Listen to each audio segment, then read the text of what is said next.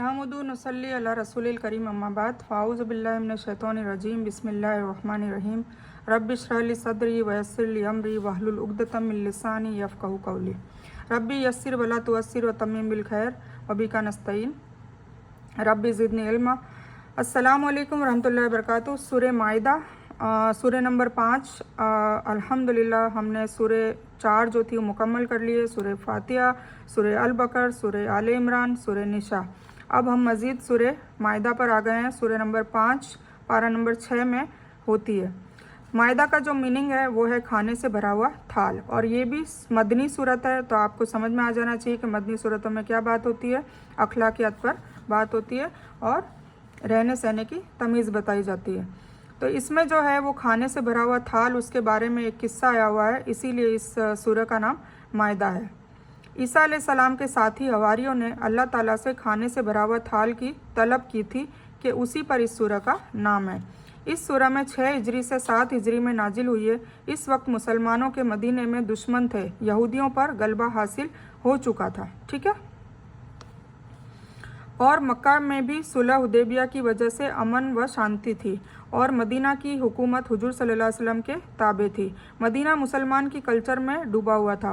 अखलाक मामलात में इस्लाम का रंग था। मसाजिदें बन चुकी थी और नमाजी कायम तरीके से नमाज भी पढ़ते थे। निकाह, पर्दा, लेन देन के कानून सब इस्लामिक होते थे। मीन्स ये सूरह उस वक्त नाजिल हुई तब जब मुसलमान एक मजबूत पोजीशन में थे।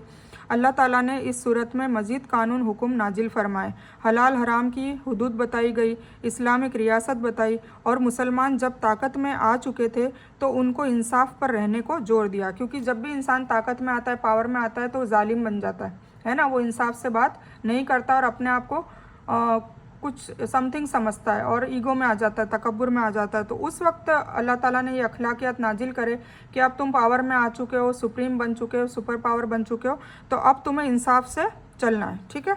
तो इंसाफ पर रहने को जोर दिया, अल्लाह की और रसूल सल्लल्लाहु अलैहि वसल्लम की फरमा बरदारी का हुक्म दिया, और साथ ही यहूदियों और नसारा की मुनाफिकत और साजिशों से बचने को कहा, उन लोगों से अलर्ट रहने को कहा और चौकन्ना रहने को कहा गया, और वैसे अमाल न करने की भी तहजीब दी गई। मतलब उनके साथ रहकर उनके जैसे अमल करने लग जाए तो उसके लिए भी वार्निंग दी गई। इस्लाम का मुकम्मल पैकेज है और निफास पर जोर दिया गया। मतलब सूरह माइदा में बताया गया कि इस्लाम जो है वो मुकम्मल पैकेज है, तो उस पर आप चलो।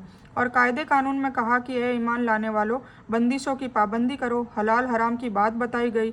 हज के कानून बताए। एहराम की हालत में शिकार करने को मना किया गया। जबिया के तरीके बताए गए। अहले किताब का जबिया और उनकी औरतों से निकाह के बारे में बताया गया। आज मैंने तुम्हारे लिए तुम्हारे दीन को मुकम्मल कर दिया। हुजूर पाक सल्लल्लाहु अलैहि वसल्लम ने फरमाया कि अल्लाह ताला ने वही में भेजा है कि आज मैंने तुम्हारे लिए तुम्हारे दीन को तमाम कर दिया, मुकम्मल कर दिया, और अपनी नेमत तमाम कर दिए, और कहा कुफ़ार से न डरो, मुझसे ही डरो, और इंसाफ से रहने को कहा है, ठीक है।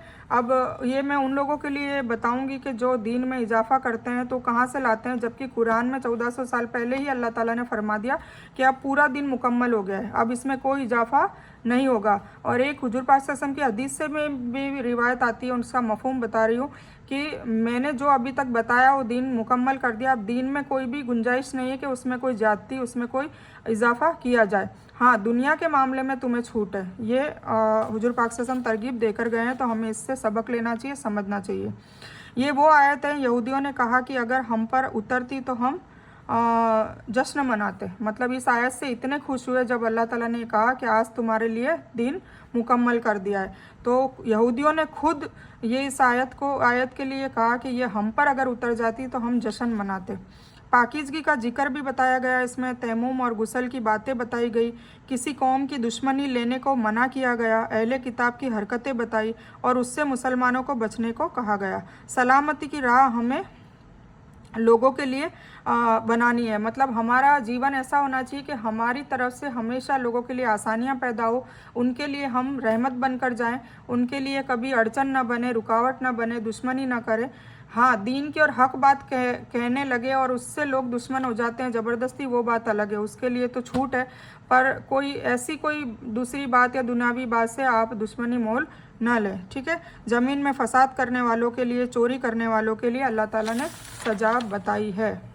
कुरान के हिसाब से सज़ा और मामला करने पर जोर दिया गया, मतलब कोई भी फैसले करने हो आपकी दुनियादारी में, आपकी सोसाइटी में, समाज में, किसी भी गुनाह में और मुआशरे में, तो आपको जोर दिया गया है कि सारे फैसले किससे करो, कुरान से, क्योंकि कुरान में हर टाइप का फ़ैसला दे दिया गया है। वसीयत बांटने का, हक तलफी का, निकाह का, तलाक का, अपने इद्दत का, मतलब कोई भी ऐसा कानून है ही नहीं जो कुरान में नहीं है। गलती हमारी है कि हम उसको समझ कर नहीं पढ़ते हैं और हम उस पर अमल नहीं करते हैं, इसलिए वो है। पर इतना तो हर मुसलमान इतना तो इस पे आ ही जाएगा कि कुरान के हिसाब से ही हमें सज़ा के मामले और मामलात में सारे कानून किसके हिसाब से चलना चाहिए, कुरान के हिसाब से। आप सल्लल्लाहु अलैहि वसल्लम को कहा, हमने आपकी तरफ जो किताब भेजी है उसी के ऊपर से इंसाफ की बातें करो और अमल की बात करो। आ गया। तो हमें दीन की दावत भी कुरान के हिसाब से देनी है। हमें कोई भी बात किसी को समझानी है तो किसके हवाले से समझानी है, कुरान पाक के हिसाब से, क्योंकि अल्लाह ताला का हुक्म है।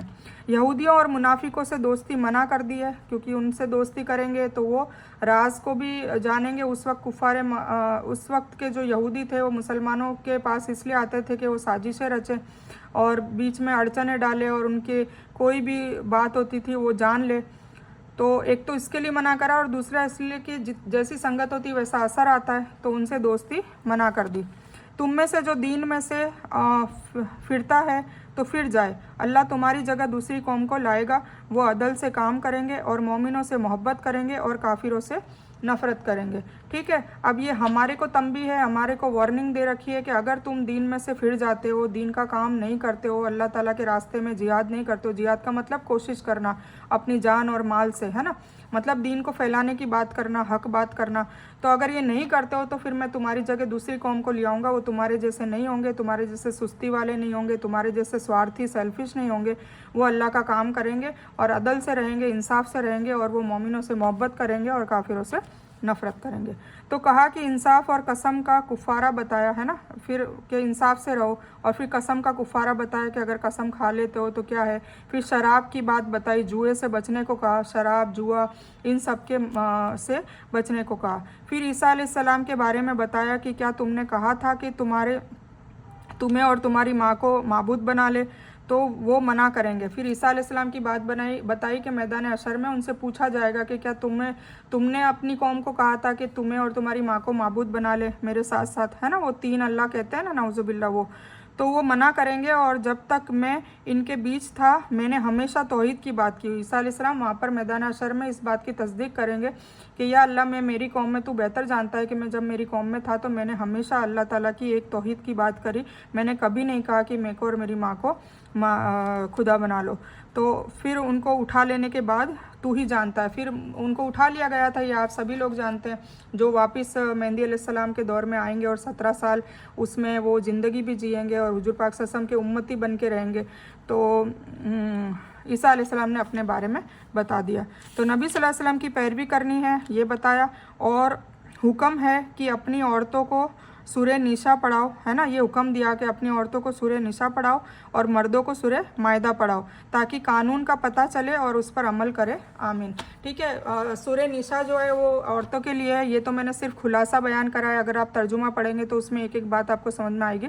और आई होप आप जो सुन रहे हो वो ऑलरेडी कुरान का तर्जुमा सुन ही रहे होंगे या सुन लिया होगा। तो ज़रूर सूरह निसा हर औरत को सुननी चाहिए, क्योंकि स्पेशल औरतों के लिए, औरतों के हुकूक के लिए भी है और औरतों की ज़िम्मेदारियों के लिए भी है कि उनको क्या क्या काम करने होते हैं। और सूरह मायदा जो है वो आदमियों के लिए स्पेशल, तो फिर आदमियों को सूरह मायदा सुननी चाहिए, समझनी चाहिए और उस पर अमल करना चाहिए। तो अल्लाह ताला हम सबको इस सूरह में जो भी सबक आया है, मैसेज आया है अल्लाह की तरफ से, क्या हुक्म आया है, उन सब को कहने और सुनने से ज़्यादा अमल की तौफीक दे।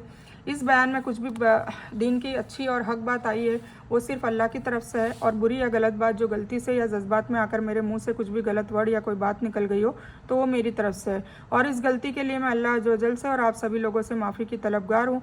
मैं कोई आलिमा नहीं हूँ, सिर्फ तालिब इल्म हूँ, اللہ میری کوشش سے آپ سبھی کو صحیح نفع والا علم پہنچائے اور میں آپ لوگوں کی ہدایت اور حکمت میں صدقہ جاریہ بنوں، بس میری یہی تمنا ہے۔ آمین ثم آمین یا رب العالمین۔ ربنا آتنا من لدنک رحمۃ وہیئ لنا من امرنا رشدا۔ اللہم صلی علی محمد وعلی آل محمد کما صلیت علی ابراہیم وعلی آل ابراہیم انک حمید مجید۔ اللہم بارک علی محمد وعلی آل محمد کما بارکت علی ابراہیم وعلی آل ابراہیم انک حمید مجید۔